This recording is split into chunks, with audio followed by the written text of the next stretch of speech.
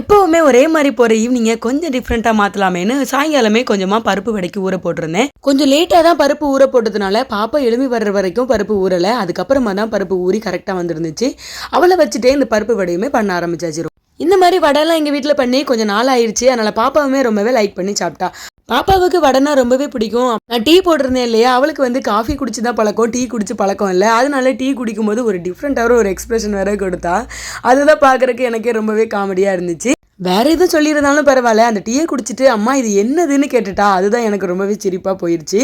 எனக்கு வந்து காஃபி பிடிக்கும் தான், ஆனால் காஃபி விட டீ ரொம்பவே பிடிக்கும். உங்களுக்கு காஃபி பிடிக்குமா டீ பிடிக்குமான்னு மறக்காமல் கமெண்ட் பண்ணுங்கள். பருப்பு வடை ரொம்பவே அல்டிமேட்டாக வந்துருந்துச்சு.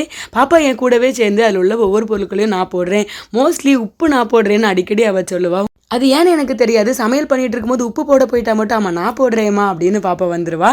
அவள் கூடவே இந்த ஈவினிங்கை வடையை டீயோட சூப்பராக அல்டிமேட்டாக என்ஜாய் பண்ணியாச்சு.